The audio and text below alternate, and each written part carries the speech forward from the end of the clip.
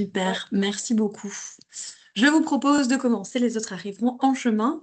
Tout d'abord, merci à toutes et à tous de prendre 1 heure de votre temps de midi pour m'entendre vous expliquer le Fair Play Tour.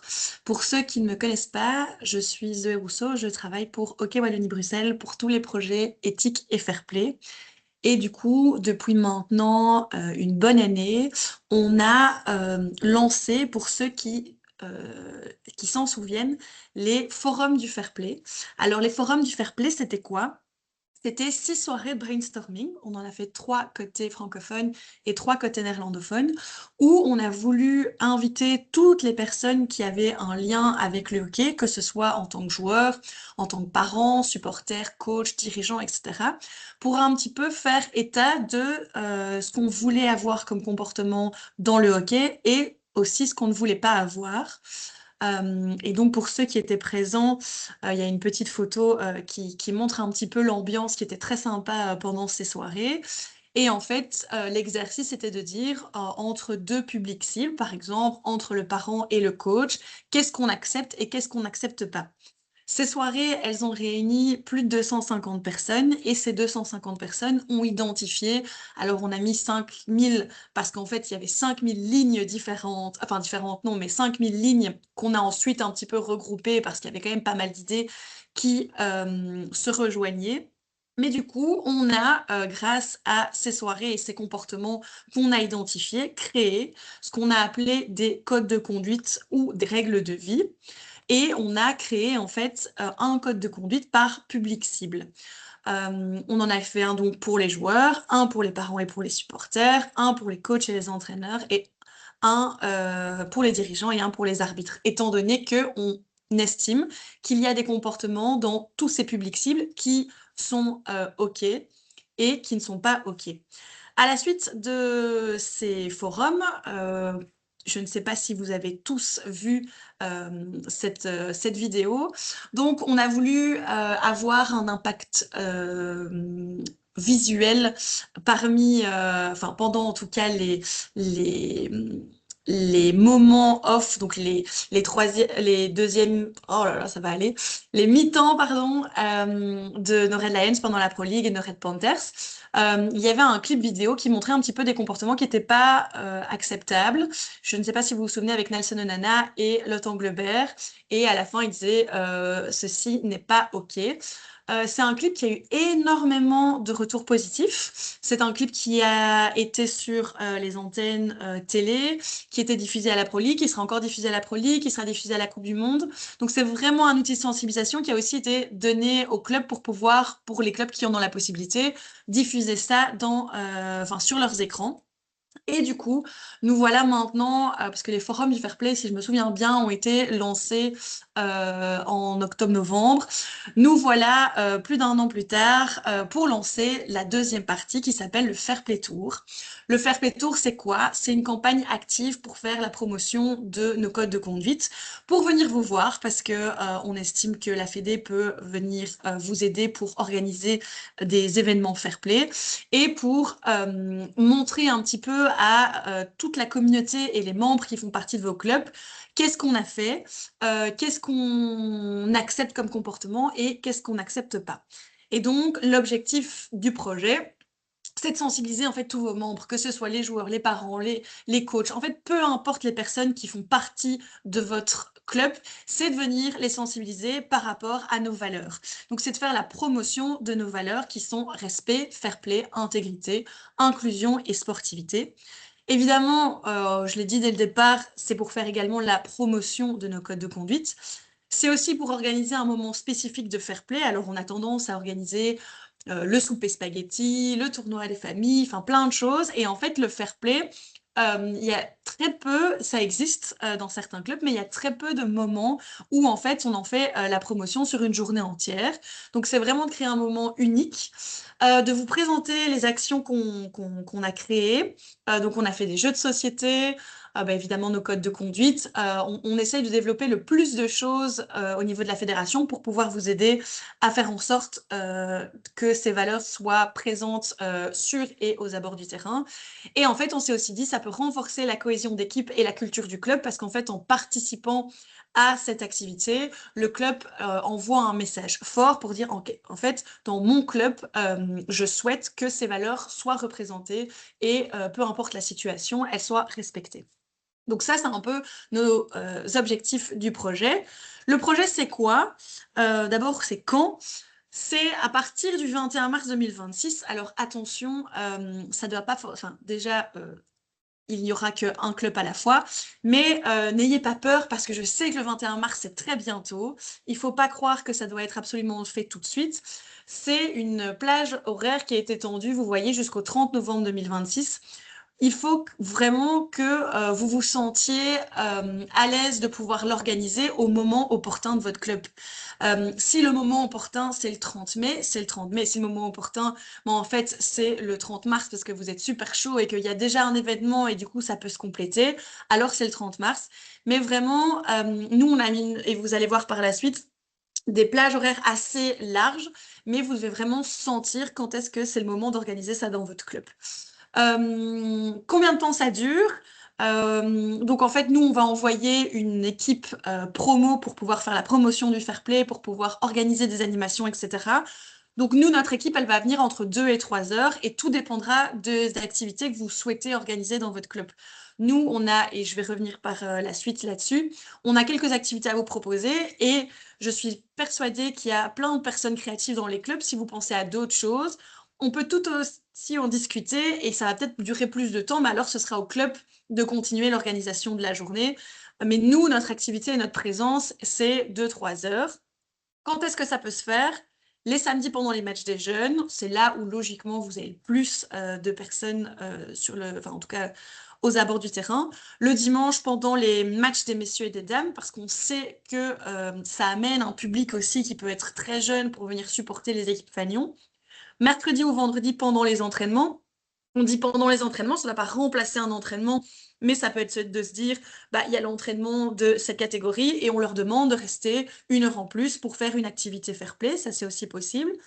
Le vendredi, on sait que parfois c'est l'apéro des parents au vendredi au club, donc on peut toucher un autre public tout aussi important. Et alors, on voulait aussi rajouter les stages, les tournois, les journées club familiales, etc. Donc en fait, si vous vous identifiez à un meilleur moment qu'un autre, nous, on va pas choisir pour vous, c'est vraiment à vous de voir ce que vous préférez. Comment est-ce que vous pouvez réserver cette activité et donc notre équipe promo?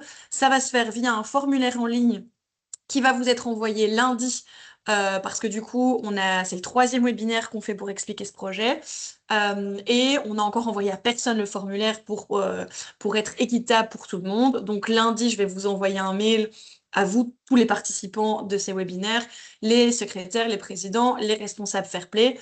Pas besoin de réserver une date super vite en vous disant sinon j'aurai pas de date. Prenez le temps d'en discuter en interne avec votre comité, de trouver quelque chose qui vous convient, et puis après, on reviendra vers vous. Mais en fait, qu'est-ce qu'on vous propose? Parce que je vous dis c'est quand, mais qu'est-ce qu'on vous propose? On a plusieurs activités. On a développé une tente que vous voyez là sur la droite qui est brandée OK Belgium. Je ne l'ai pas précisé au départ, mais c'est un projet national, c'est-à-dire qu'on développe exactement la même chose du côté de Hockey Vlaanderen et qu'on est 3 collaborateurs à vraiment travailler ensemble sur tout le projet. Donc tout ce qui est proposé pour Hockey Wallonie de Bruxelles est également proposé pour Hockey Vlaanderen. Pour nous, c'est hyper important d'avoir une cohérence sur l'entièreté de la Belgique. Donc du coup, ce stand d'accueil, où il y aura un écran qui va diffuser en fait les projets Fairplay que nous, on a développés au niveau de la fédération, mais qui peut également diffuser vos projets à vous. Et donc, c'est vraiment un espèce de slideshow continu pour faire la promotion de ces projets. Il y aura nos codes de conduite en version papier, donc je vais revenir dessus de slide suivante ou la slide suivante, je ne sais plus exactement. Mais il y aura aussi la version digitale. Il y a de plus en plus de personnes qui fonctionnent au digital. Il y aura donc des QR codes qu'on pourra scanner pour avoir directement sur son téléphone la version digitale. Il y aura une roue du fair play. Alors, on sait que ce genre de stand attire quand il y a des goodies et quand il y a des petits trucs interactifs. Donc, on va avoir une roue qui va falloir tourner et il faut faire un petit challenge ou répondre à une question par rapport au fair play. Et la personne qui décide de participer au jeu recevra un bracelet que vous allez voir plus tard aussi. euh, pour le remercier. C'est un bracelet festival avec Inclusion is Hockey, Respect is Hockey. euh, et puis, il y en a encore deux autres que j'ai oubliés, mais que vous verrez à partir du moment où on vient dans votre club. Je ne l'ai pas précisé au départ, mais évidemment, tout ceci est gratuit. Il n'y a rien en plus à donner pour le club. Il y a très peu de choses qu'on vous demande en termes de matériel ou en termes humains. Il faut quand même une personne responsable. Mais donc la tente, les bracelets, les codes de conduite, tout ça vous est donné gratuitement. Dans ce stand, on voulait aussi en profiter pour remettre un petit peu le focus sur le projet Parents Fair Play, qui est un projet assez important pour nous à la fédération. Il y aura des informations sur les jeux Fair Play. Pour ceux qui ne le savent pas, on a développé des jeux de société pour les clubs qu'on donne également gratuitement. Donc, il y en a déjà un que les clubs ont reçu en août et on essaie de les donner au fur et à mesure si on ne les a pas vus en août, qui s'appelle Unlock Hockey, que je vais expliquer plus tard. Et on a un tout nouveau jeu qui est à l'imprimerie là et qui va arriver normalement dans une semaine ou deux. Et du coup, ce sera l'occasion de vous les donner à ce moment-là. Et on estime que vos membres n'ont pas toujours la possibilité de pouvoir adresser des remarques ou des idées à la fédération. Et donc, on va avoir un endroit où ils peuvent déposer des idées. Ça, ce sont les flyers résumant les codes de conduite. Donc, ça qu'on va distribuer. Ensuite, on aura pour ceux qui ne connaissent pas, on a une mascotte du fair play. Donc la mascotte sera présente, les enfants adorent prendre des photos avec la mascotte. Du coup, il y aura un moment où on pourra faire ça.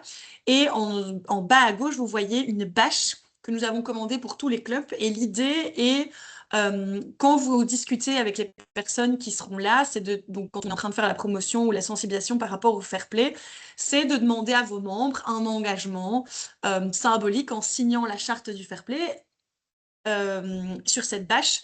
Et cette bâche, elle vous est donnée à la fin. Vous pouvez la mettre dans votre clubhouse, sur le bord de votre terrain, peu importe où vous la voulez, mais c'est l'occasion d'avoir un chouette souvenir de cette journée et de toutes les personnes qui ont signé cette charte. Ça, ce sont les jeux qu'on vous propose. Donc, à gauche, c'est le Unlock Hockey. On a un peu surfé sur les escape games. Donc, en fait, il faut retrouver la coupe du fair play qui a été volée pendant le match. Tom Bone et Charlotte Englebert nous expliquent un petit peu ce qui s'est passé. Et en fait, donc, il faut une structure, donc il faut un terrain, même pas forcément de hockey, ça peut être un terrain de foot. Et en fait, on envoie les enfants à gauche, à droite du site du hockey. Et ils doivent, quand ils arrivent à un endroit, répondre à une certaine question, regarder une vidéo, discuter, qu'est-ce que tu en penses, qu'est-ce que tu aurais fait, etc. C'est un jeu qu'on peut faire en équipe. Et le petit nouveau, juste à droite, Hopkey, qui est pour les 6-8 ans, qui est un jeu de cartes où il faut mettre des cartes au fur et à mesure. Et au fur et à mesure de mettre ces cartes, il faut discuter un petit peu fair play. Et donc, ça permet d'avoir un endroit où l'enfant peut discuter, peut exprimer ses émotions, peut dire, ben voilà, moi, à ce moment-là, j'ai ressenti ça, alors que mon coéquipier, il a fait ça. L'idée est vraiment de les faire jouer. Le club va de toute manière recevoir un jeu, mais si en plus, pendant cette journée, on peut euh, faire ces jeux, c'est d'autant plus chouette, surtout que quand on organise cette journée, ce qui peut aussi être sympa, c'est de dire à l'équipe, je sais pas moi, des U9, ah ben super, ben après votre match, on prévoit, ou en tout cas on prévient les parents, on prévoit 1 heure en plus pour pouvoir jouer au jeu, pour pouvoir participer à la journée fair play, etc. Quitte à inviter les adversaires aussi, ça peut être super sympa de se mélanger. Donc voilà, en ce qui concerne les jeux, et vous voyez ensuite le petit bracelet qu'on a fait. Donc il y en a 4 qui existent et qu'on donnera aux personnes qui participent. Ce qu'on a aussi voulu pour avoir une cohérence et pour avoir un impact visuel, c'était d'avoir un habillage spécifique pour la campagne. Ça, ce sont des affiches qui ont déjà été distribuées dans les clubs ou sont en cours de distribution. On essaye de se relayer au niveau de la Fédé pour faire en sorte que tout le monde récupère son matos. Il y aura donc beach flag, bâche et affiche, sachant que bâche et affiche, c'est pour vous ad vitam aeternam. Beach flag, c'est quelque chose qu'on va reprendre. Roll-up également. Mais c'est vraiment d'avoir un impact visuel et de se dire, OK, là, aujourd'hui, il y a l'événement Fédé qu'on a décidé d'organiser. Tout ceci, toutes ces activités, on n'a pas voulu vous dire, bon, ok, voilà toutes nos idées et bonne chance, amusez-vous bien, il faut trouver des personnes pour organiser tout ça.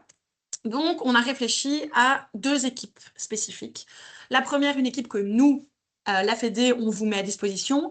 Et forcément, étant donné qu'on rentre dans un club, il nous faut quand même une équipe du club pour faire en sorte que tout se passe bien et qu'il y ait un minimum de suivi. Nous, au niveau de la fédération, va vous mettre à votre disposition 3 à 4 personnes. Premièrement, une personne qui sera responsable de l'animation, donc sera autour du stand, il va distribuer les codes de conduite, présentation des jeux, des projets, etc. Un responsable qui peut être exporté ou alors, si pas nécessaire, parce que le club a mis à disposition, un animateur responsable d'un jeu, par exemple. Allez, tous les 14, on va faire le Unlock Hockey, enfin tous les U12, puisque c'est jusque 12 ans. On va faire le Unlock Hockey, ben voilà, cette personne peut animer les U12 pendant le moment du jeu. Et en plus de ça, en fonction de ce que vous voulez comme activité, ce que vous voulez faire, on peut vous donner, enfin on peut en tout cas vous mettre à disposition 1 ou 2 animateurs de jeu en plus pour vraiment faire en sorte que il y ait le plus de personnes qui puissent profiter en fait de ces jeux. Au niveau de l'équipe du club, ce qu'on demande tout d'abord, c'est une personne de contact responsable du projet au sein du club.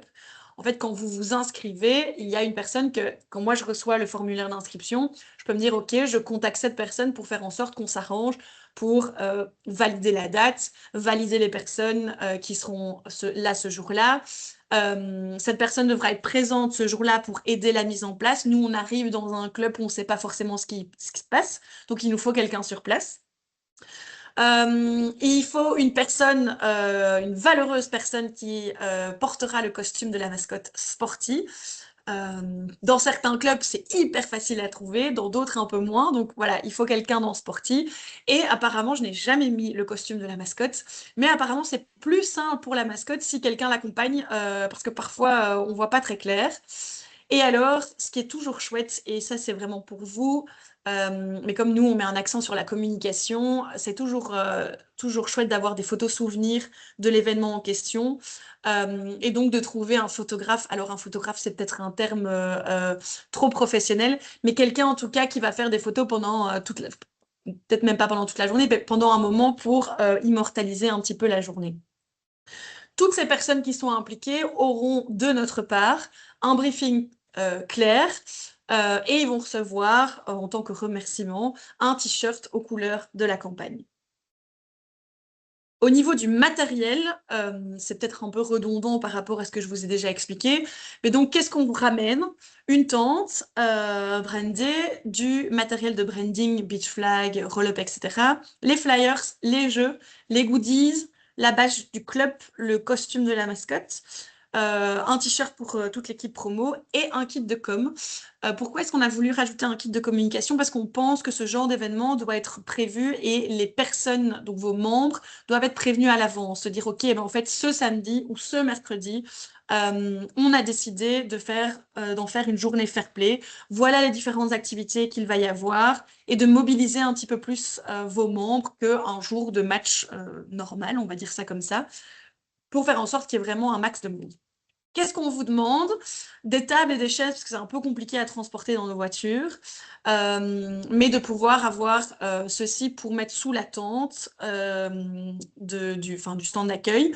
Et après, en fonction de ce que vous avez besoin et de discussions qu'on peut avoir pendant le choix des activités, peut-être qu'il y a certaines choses qui vont être rajoutées. Par exemple, si avec un club, on se dit c'est une journée, mais on a besoin d'un baffle, d'un micro, parce qu'en fait, on veut interviewer des gens au fur et à mesure de la journée. Ça, c'est quelque chose qu'on n'a pas à notre disponibilité, et donc du coup, ce serait à vous de pouvoir le ramener. Mais tout est discutable pendant cette première réunion de briefing. Au niveau de la com, donc l'inscription se fera via le formulaire. Dès qu'il y a une inscription, il y aura une prise de contact avec la personne responsable. On va ensuite choisir les activités. On va distribuer tous les outils de com assez tôt pour faire en sorte que vous ayez le temps de programmer ça dans vos communications. On demande de communiquer ça envers vos membres, donc site web, réseaux sociaux, newsletter, WhatsApp communauté, peu importe en fait ce que vous utilisez pour communiquer avec vos membres. On va communiquer, enfin, on vous demande de communiquer les personnes qui seront en charge de sportifs, etc. Enfin, en tout cas, les personnes qui seront là pour nous aider.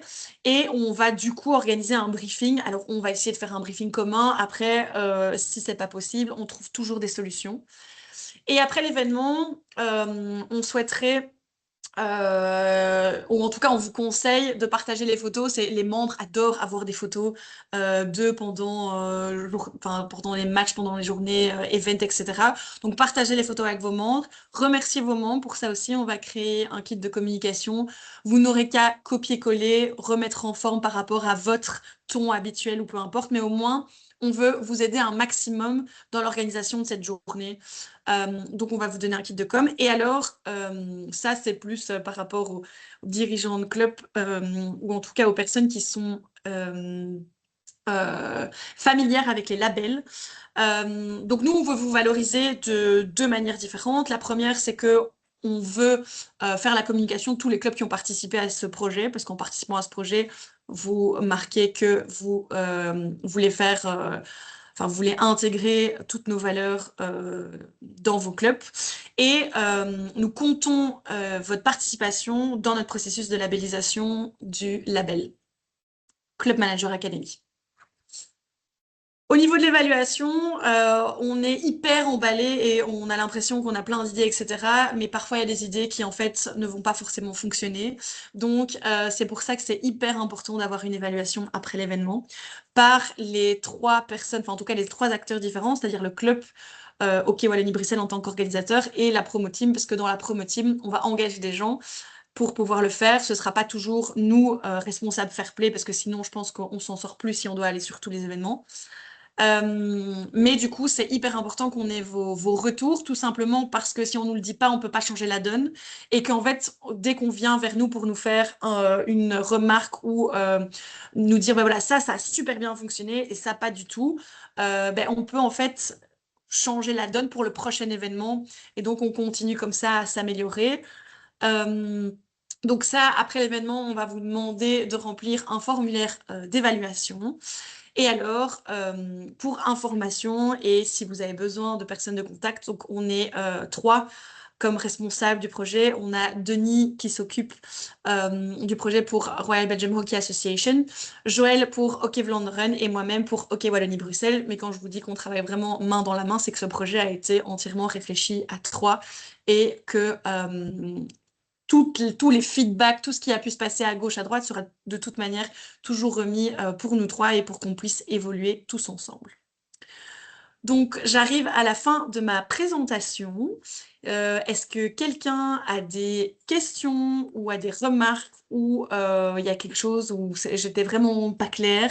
N'hésitez pas à prendre la parole en ouvrant votre micro. Normalement, vous êtes tous autorisés à le faire. Bah, je vais peut-être commencer, Zoé. Bah, déjà, c'est déjà très chouette comme initiative. Moi, je trouve ça vraiment très, très bien. Et ça pourrait aider les clubs bah, de promouvoir en fait le fair play, le respect et autres valeurs qui sont importantes, je pense, pour le hockey. J'avais une question concernant les sessions qui avaient été organisées, les soirées. Il y avait des t-shirts qui avaient été distribués à l'époque. Mhm. Est-ce qu'il y a moyen que le club en achète pour les distribuer à des enfants ou des adultes? C'est possible. J'avais déjà posé la question il y a un certain temps d'ici. Tu m'avais dit que c'était possible, mais finalement, j'ai plus de nouvelles, donc je voulais savoir si c'était possible d'en acheter. Alors, actuellement, pas encore, mais je sais qu'il y a énormément de clubs qui sont intéressés, et même pas uniquement par les t-shirts, mais aussi par les suites. Il y Hmm. avait des grosses suites à capuche. Alors, J'ai pas c'est vu quelque ça. chose. qu'on est toujours en train de discuter. Après, on a tout un pendant logistique qui, pour le moment, doit encore être réfléchi parce qu'on veut pouvoir le proposer à nos clubs. Mais évidemment, on a plus d'une centaine de clubs quand on réunit les deux ligues. Et donc, du coup, on est plus en mode, OK, comment est-ce qu'on peut faire pour pouvoir mettre ça en place et pour pouvoir vous le proposer? C'est toujours dans les bacs. On en discute toujours, enfin, aux réunions qu'on organise ensemble. Pour le moment, j'ai pas d'avancée, mais c'est toujours d'actualité. D'accord, merci. Et étant déjà parole rapidement, en fait, vous proposez au club d'organiser une journée, une après-midi, enfin voilà, un événement. Est-ce qu'il y aurait moyen de répéter cet événement dans le sens que, bon, si on organise par exemple un samedi matin ou samedi après-midi, on aura certaines équipes, certains parents, c'est difficile d'avoir l'ensemble du club. Et c'est possible de Mhm. répéter cet événement ou bien c'est vraiment un seul événement que vous proposez au club? Alors, pour le moment, notre idée était de venir une fois dans chaque club parce que, étant donné le nombre de clubs, on veut pouvoir aller chez tout le monde. Après, j'ai mis une deadline pour le moment j'ai mis quoi, 30 novembre 2026. Je ne connais pas Oui, oui, le 30 novembre, calendrier de oui. l'année Ouais, prochaine, ouais. hein. C'est pas un spoil. Mais l'idée est de continuer encore après ça. Après, ce sera à voir encore les budgets qui nous restent, si on a encore du matériel, etc. Mais c'est pas une réponse négative tout de suite, mais la priorité pour le moment sera mise à une fois Ouais, par d'accord. club. Et c'est pour ça qu'on a voulu ajouter stage, tournoi, journée familiale, etc., qui parfois, c'est vrai, peuvent réunir plus de personnes que un samedi matin où en fait que t'as que la moitié de ton équipe, enfin de tes équipes, et ce que je peux tout à fait comprendre. Mais pour le moment, c'est une fois par club, mais pas faire, pas fermé à l'idée. D'accord, merci. Ce qui est aussi possible, et j'anticipe un petit peu, c'est de vous donner en fait le matériel disponible à un moment où il n'y a pas forcément quelqu'un qui l'aurait réservé ou loué. Ce qui est pas, moi je vois plus un problème, c'est la promo team qu'on doit envoyer dans le club. Mais si, tu vois, par exemple, on le fait une première fois et que ça a bien fonctionné et on voit un petit peu comment est-ce qu'il faut faire, rien n'empêche le club de faire exactement la même chose avec toute la communication, enfin exactement la même chose, sauf que il y a peut-être une personne de la promo team, ou enfin tu vois, moins de monde en tout cas de notre côté qu'on met à disposition. Ça va, merci. Est-ce que d'autres personnes ont... Voilà, Zoé, Oui, Thierry, vous vas-y. m'entendez? Oui, Oui, très bien. Zoé, merci beaucoup pour la présentation et pour s'occuper de ce beau projet. Bon, moi, je pense qu'en fait, dans le club d'Hambourg, dont je fais partie, ce serait plus intéressant de libérer le second terrain pour mettre les enfants, les convier un dimanche à midi pour l'équipe dames, voir l'équipe dames et hommes à 15 heures. Et c'est là peut-être où on touche le maximum de gens, où des joueurs sont parfois, qui ont joué le matin, un peu trop, je vais dire, emballés, hein, ou des parents ou des grands-parents ne voient pas très bien pourquoi est-ce qu'on fait ceci, ça ou ça, hein, il y a telle critique sur l'arbitrage ou que sais-je. Et puis, avoir un second terrain où on libère tous les matchs sur ce terrain-là pour accueillir les enfants, que l'on convie, comme ça on essaie de toucher un maximum de gosses. Parce que si on fait ça le samedi de 9 à 12, ben, il y en a qui, comme le dit mon collègue là tout à l'heure, il y en a qui ne le verront pas. Donc, je crois qu'il vaut mieux essayer de réunir cela avec les matchs des adultes du dimanche après-midi. Ça, je pense que c'est peut-être le mieux. Et alors, je verrai avec le comité. À Hambourg, c'est assez hard parfois. Parce que Le bon vivant. les divisions de nationales hommes et dames, ben bon, déjà les dames, il n'y a pas d'arbitre nationaux, hein, hommes bien, mais il y a une certaine quand même tension parce que c'est des matchs importants. C'est très difficile de passer de division 2 à division 1. Hein, et oui, c'est déjà du hockey, je vais dire, de joueurs qui essaient de faire le mieux possible. C'est pas du tout du professionnalisme. Hein, et c'est un encadrement qui reste un encadrement de club. Hein, c'est pas comme en division 1. Voilà. Mhm. Merci beaucoup. En tout cas, on aura un suivi, je pense. Mais c'est vrai, c'est bien que tu le mentionnes parce que, et c'est pour ça que j'insiste sur le fait, c'est à vous de sentir quand est-ce que c'est le plus opportun pour votre club. Et ce que tu viens de dire, je trouve que c'est une super bonne idée de faire un truc entier pour les enfants et d'essayer de les motiver ou en tout cas de faire une communication spécifique. Venez voir nos dames et nos messieurs et en même temps, tu organises un événement fair play par rapport à ça. C'est une super idée et en tout cas, hâte de venir à Hambourg, hein.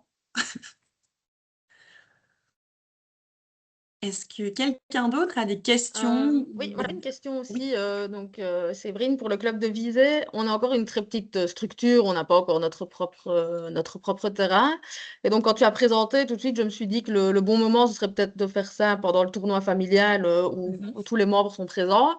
Par contre, on a déjà besoin de beaucoup de parents pour le bar, le barbecue, voilà. Est-ce que c'est possible d'imaginer une formule light, enfin un peu, où par exemple la mascotte ne serait pas présente, parce que me dire d'utiliser encore 4 personnes pour encadrer le stand Fair Play, ça fait beaucoup de monde, ça ferait beaucoup de monde dévoué à ça. Alors, nous, on vous propose plein de trucs et c'est à vous de dire, bah ça oui, ça, bah c'est peut-être pas opportun. Ok. Donc, si tu estimes que la mascotte n'est pas forcément nécessaire, alors peut-être que oui, les enfants, ils aimeraient bien prendre des photos, mais en fait, en termes de ressources humaines, c'est juste Oui. pas possible. Il faut pas que ce soit quelque chose qui vous freine par rapport à l'événement. S'il n'y a pas de mascotte, il n'y a pas de mascotte, c'est pas très grave. Et peut-être que en fait, en discutant, il y a quelqu'un qui va dire, ah bah si, moi je veux bien faire la mascotte. Oui, Mais ok. vraiment, ça doit pas être un frein pour organiser ça. Et c'est vrai, comme vous n'avez pas d'infra, c'est vrai que le tournoi des familles, enfin la journée familiale, c'est un super événement pour pouvoir mettre ça en place. Voilà, moi je Mais pense que faut pas c'est que ça vous freine par ça rapport ou à ça. lors d'un stage, à mon avis, ça doit être Ouais. les 2 moments les plus adéquats. Ok. Mhm. D'accord, merci.